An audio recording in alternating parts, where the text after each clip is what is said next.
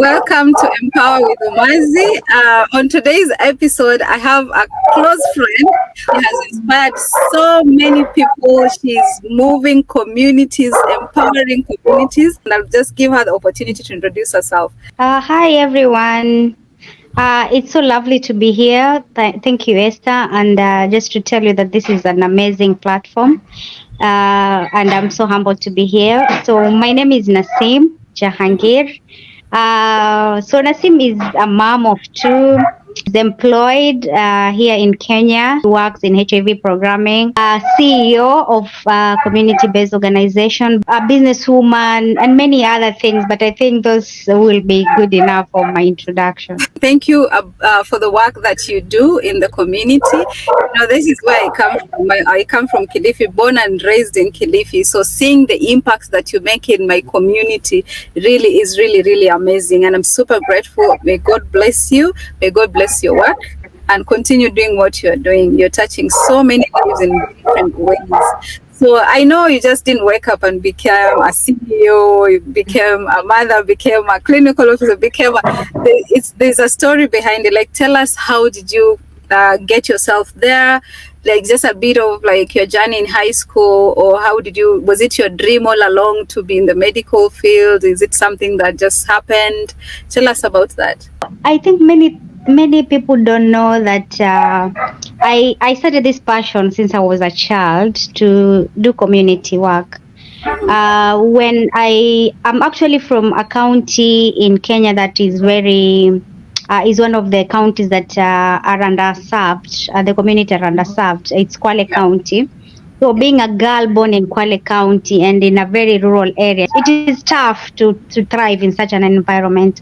But I think having the parents that I had, they were able to see what was inside me. Like, I had a passion to just empower the community and more on health issues. So that moment I used to engage myself in actually poems. I could sing like act as a child in a family which has HIV. So we could go out with other people who own like in a CBO, and I will just use the skills that I had to just reach out to the community.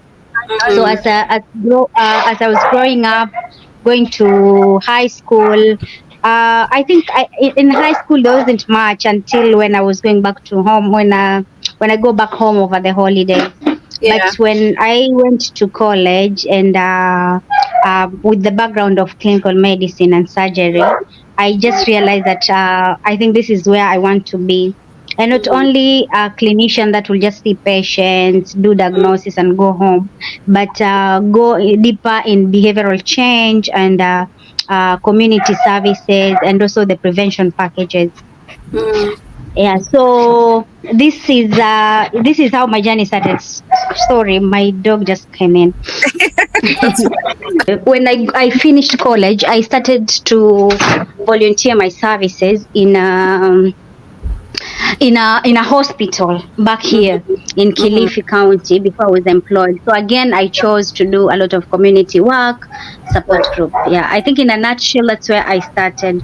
But what I can say is the ignition of my passion is from just being around, seeing what has been happening around my childhood, around my environment, the community I've interacted with, the people I serve has been, I think, the reason that I decided to do this. So sometimes you in a space where you want to see change, and you feel as much as you don't have the powers or not enough muscles, but you can do something even in a little bit. That's what I saw. Wow. So it's the life experiences that pushed you to your passion, to what you're doing today. Yeah, and that's good. I'm a medic myself. I'm a clinical officer myself, and I know it's not just a job for everyone.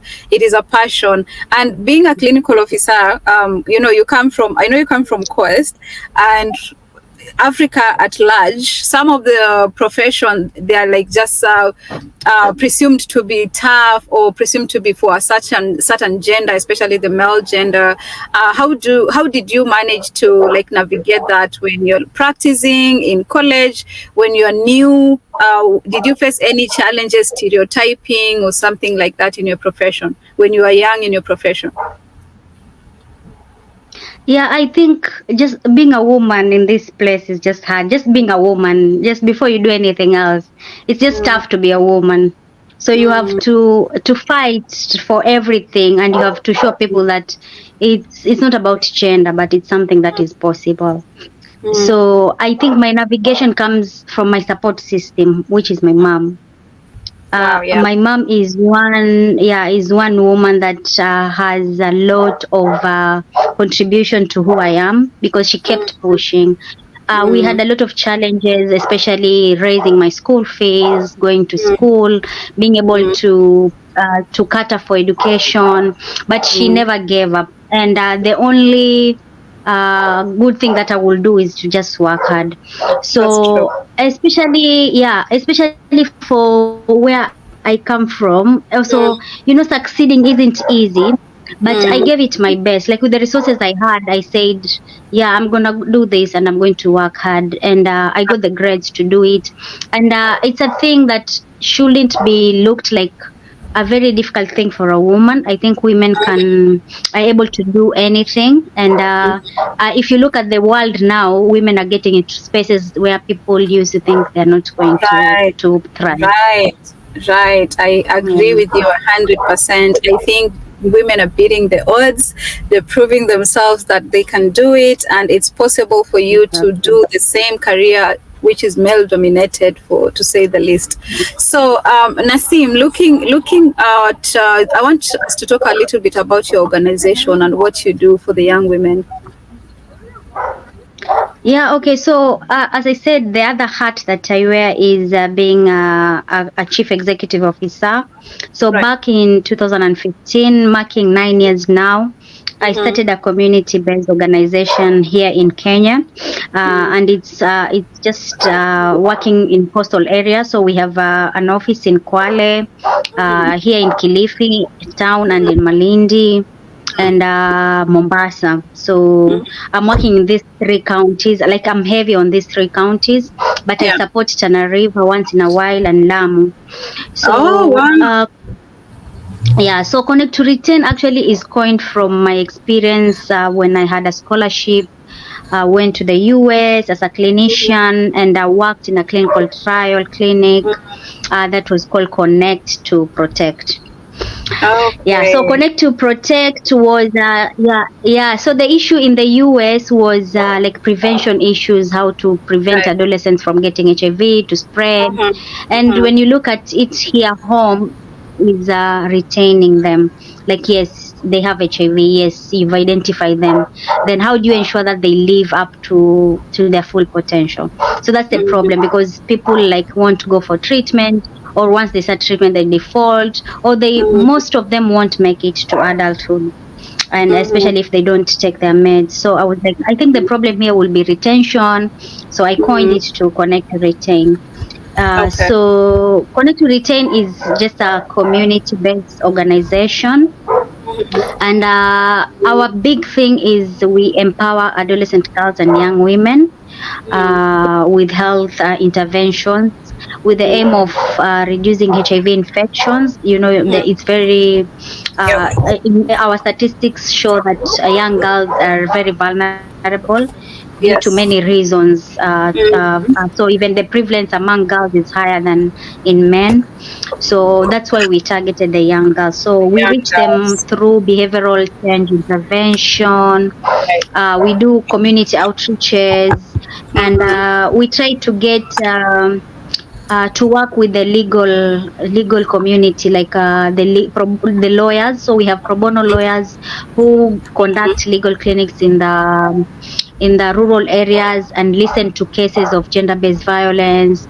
Then we try to arbitrate, so take them to court and find justice for these girls. So because justice is also a problem in terms of gender-based violence. Yes, because yes. the process is cumbersome. So we try Mm, to make it easier for them. Either take the girl, put them in a rescue center for the time being, put a yeah, legal a pro bono lawyer for them to yeah. stand on their behalf, pay for all the cost that is needed for them to get justice. And Mm, yeah, we have managed to get justice for several girls. We've had mm, several, more than 100 cases that have gone to court.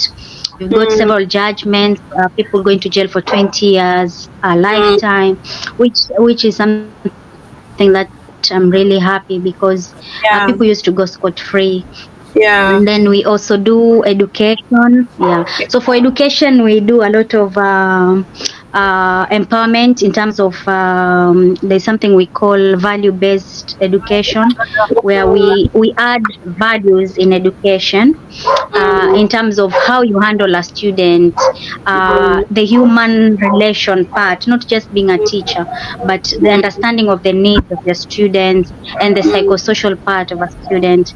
And also we empower kids who are come from poor backgrounds with English skills, to ensure mm. that everything in Kenya is English except one subject, that is Swahili, so that they're Swahili able to just community. sharpen their English skills on how they speak, how they write it, and how they present Yeah. themselves.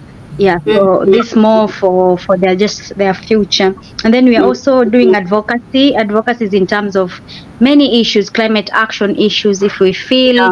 today we Yeah. want to talk about there's too much pollution from fossil, we do campaigns online, we do walks, we use influencers to ensure that we advocate Mm, for what is right, and also be able to influence some policy makers to mm, also give us a hand in ensuring some of the policies that are there can be implemented, or come up with policies that are not there. Like a yeah. good example, we had the menstrual health hygiene management policy in Kilifi County that we spearheaded, and we are Wow. hoping we will soon launch it. Yeah. Yeah, and from this, I think the county allocated money for the girls in Kilifi County to have sanitary towels. That's Yeah, really so good. I feel once it's launched, we'll also have spaces where girls can just go in a toilet, find a place where they can clean their hands, they can Yes. change their pant, they can Mm, dispose a pad, because these spaces are not very available around. mm, And then the last thing that we also do is empowerment in terms of entrepreneurship, and this also again the bias is on women. mm, So we train women on business skills, and then we give them seed funding to start their businesses or mhm. expand their businesses. But it is competitive. Once we train like 100, then they do a competition, and then we choose those who have nice business plans that are sustainable, so that Yeah. we can also support them to continue their business. Yeah. So in a nutshell, I think that's what Connect does. Wow, Nasim, that's a lot. That's a lot. Like you guys are doing an amazing job, and Thank being the CEO there, I'm giving you your flowers. Like I know we share a lot. Like having like the same background. Right now, I'm working with the women who are experiencing gender-based violence, and I'm advocating in the community and stuff like that. So I can relate a lot with what you do. And like, if somebody wants to connect with you, or if somebody wants to reach out, you have social media pages, right? There's Instagram and Facebook. Yeah, yeah. So mine personally goes at Nasim Jahangir, but for Mhm. Connect to Retain, we have a website, Yeah. www.connecttoretain.co.ke, Connect Mhm. to Retain Kenya on Facebook, Instagram, and on X space. Wow. Thank you. I'll be sharing Mm. those on my screen, because I know a lot of people will be, a lot of girls, a lot of women will be reaching out, will be looking at this video, will be watching the video, and they'll probably want to connect with you, either maybe in terms of they need some support, some advice, or maybe they even want to support your organization to continue providing the essential services that you do in the community. Now, being a clinical officer, because I have received a lot of questions regarding, hey, I'm a clinical officer, what else can I do? Hey, what opportunities are out there? How can you advise someone who has just graduated, or they're struggling to get a job? Because I know right now in Kenya, it's crazy getting a job, and everyone is just crying. Even doctors, I saw they're just on their grounds at Afia House. So, like, what kind of opportunities can you like share, maybe, or encourage someone who has just graduated and say they're looking for opportunities out here? I feel what you have, like the knowledge you have, no one can ever take it away from you. It's one of your biggest weapon you have. So for clinicians out there, there's so many things that you can do. You don't have to just go the clinical way. There's so many things that you can do. You Right. can do community work. Like I'm doing community work. I have no training on management. Currently, that's what I'm learning. Like I've gone to school currently to learn on how to manage an organization. But I started it just like a clinical officer. So started when I didn't have any funding to a moment where I have funding, I have staff, I have over 100 volunteers, I have branches in several places. Yeah. And I think resilience, again, we should always have hope and resilience, because sometimes it Yes. doesn't turn out the way we think it will be, but Yes. it eventually will turn up. Yeah. Yeah, Yeah. so just do what you love, help your community, volunteer, give your services to your community, but it will pay off one time.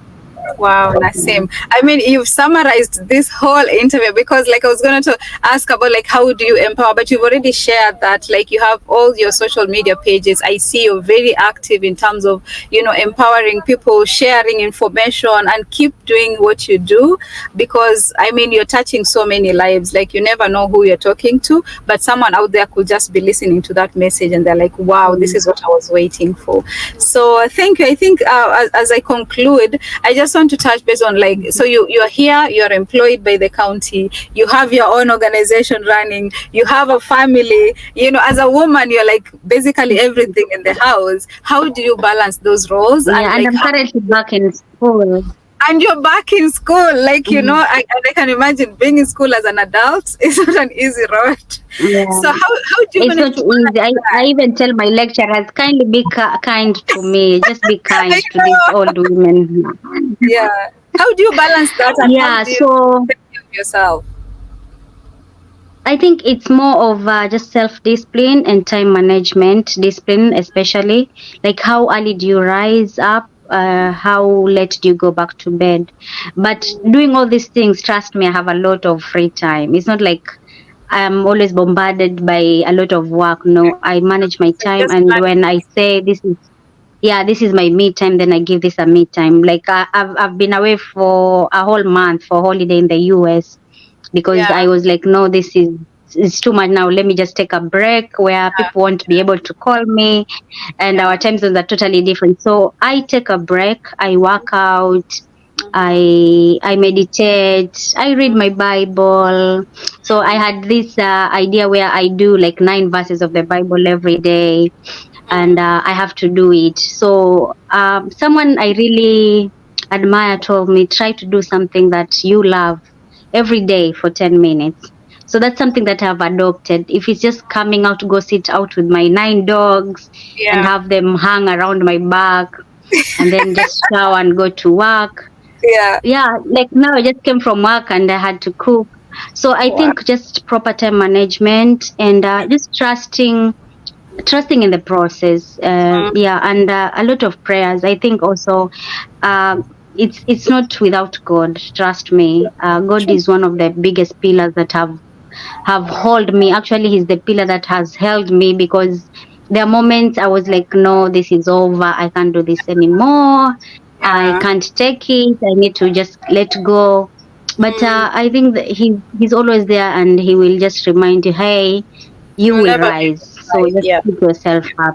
Yeah. Yeah. So yeah, and having good support system. If you invest in friends who are there to lift you up rather than put you down, family Yes. support. Yeah. So Yeah. few friends, but great friends, Yeah. because most of us, um, if when you're around, the people you're around with will always tell a lot about who you are. So I will That's just true. say the surrounding. Yeah. So sometimes people will be like, no, let me just take this Nasim out today for a drink, because she's been just everywhere.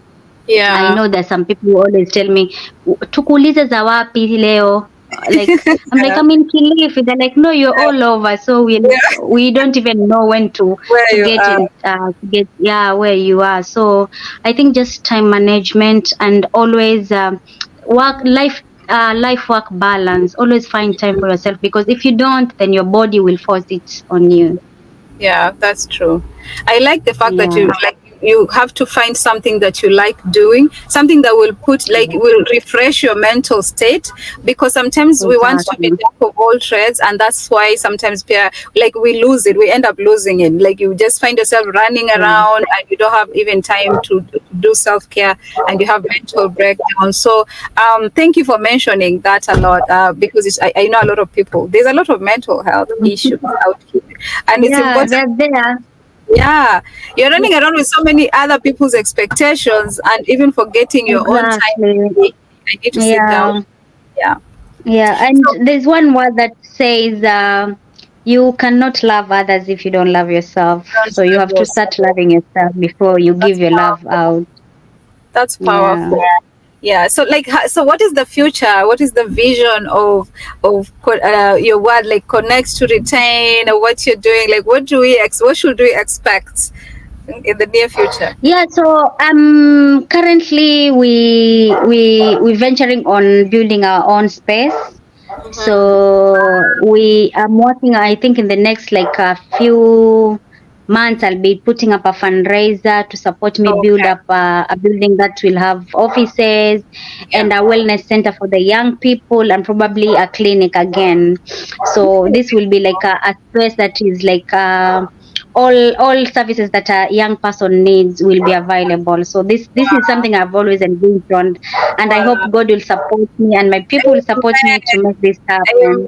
It's gonna come to Yeah, fruition. so Share yeah, that. so we are actually doing the drawings, and Okay. yeah, very soon you'll see me asking for money left, right, and center We're to here to support build support. this up.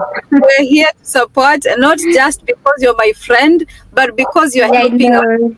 community, and that is my community. Even if like it's not where I come from, as long as it's going I to like know. good work, and it's women and it's young women, and it's just like for a good cause, count me in. Share once you're doing Yeah. your part, share Thank with us you. the links. We'll share on our platform as well, so people can reach out and support your work.